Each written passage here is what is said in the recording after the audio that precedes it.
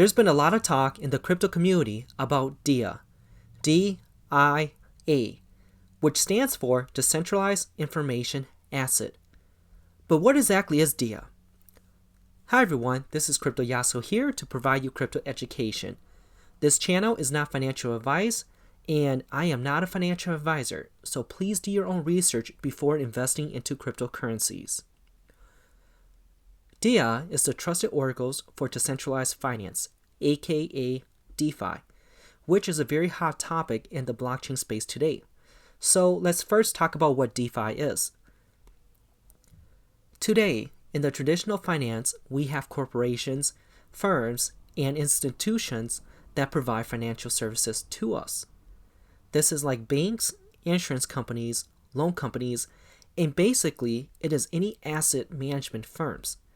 The thing is that these are centralized, which means that you have to trust these firms to safely store your asset.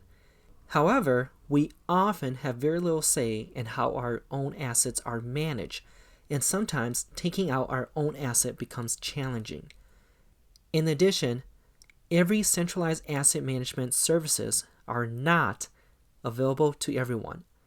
Sometimes in order to get these services, you must meet a specific balance requirement or net worth requirement, which is not something that everyone can do. Let me give you an example of this. Let's say that we have 4 users.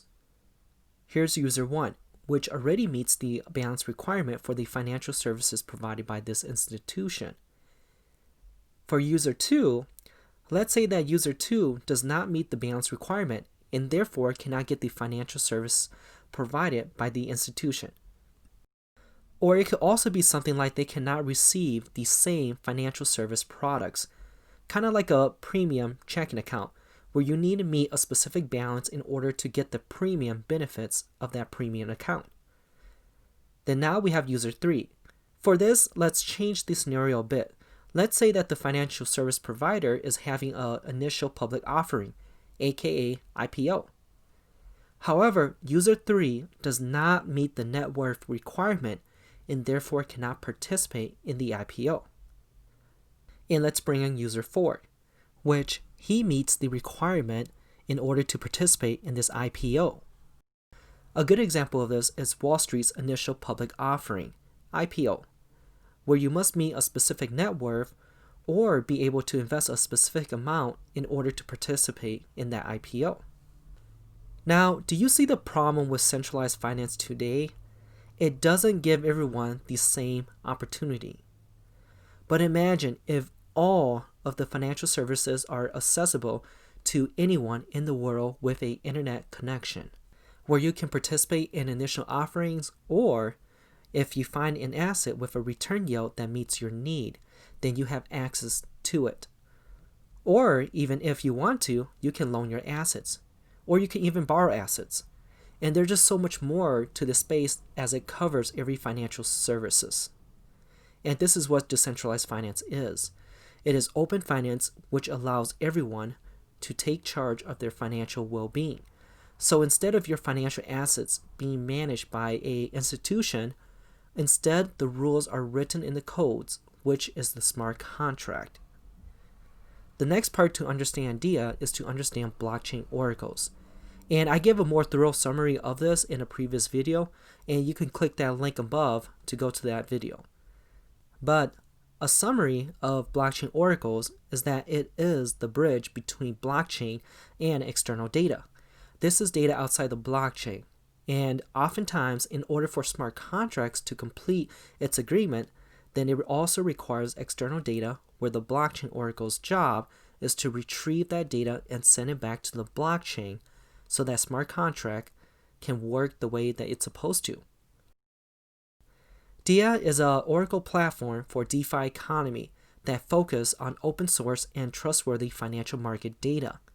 The target of DIA is to bring together data analysts, data providers, and data users, and to provide accurate and reliable financial market data. In general, DIA provides a bridge between off-chain data and on-chain smart contracts that can be used to build a variety of financial dApps.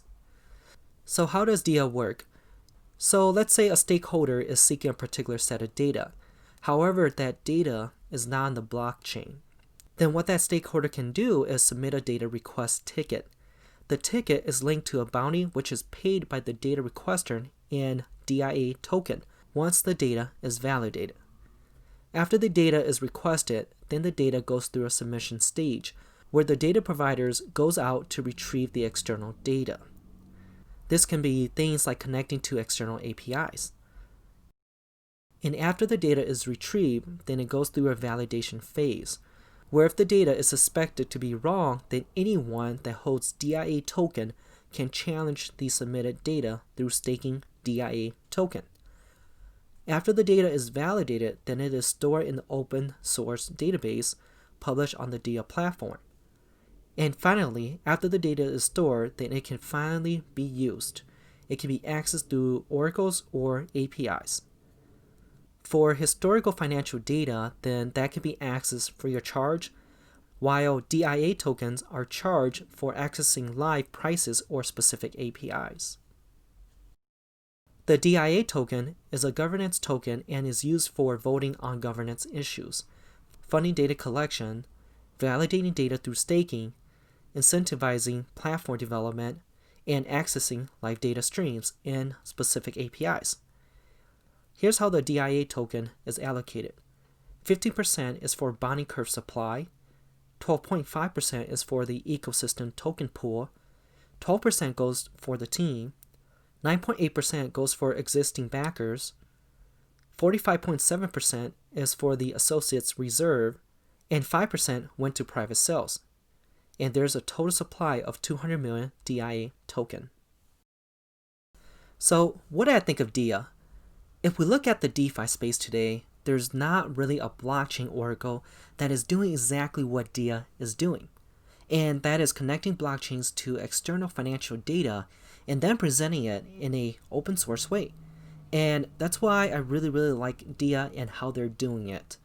They're basically not just providing data points and oracles. The platform itself is enabling the community to source and validate the data. And just looking at how many transactions there are today and how large data is getting, then I'm predicting that there's going to be a lot of transaction with the DIA token. Because of this, I am extremely bullish on DIA, and I will be following their work in future events. Alright, and that's all I have for today. Again, this is not financial advice. I am not a financial advisor, so please do your own research. And what I'm doing in this video is presenting my thoughts on DIA, Decentralized Information Assets. My resources are in the description below, and go ahead and check it out. And I hope to see you in the next video. Thank you.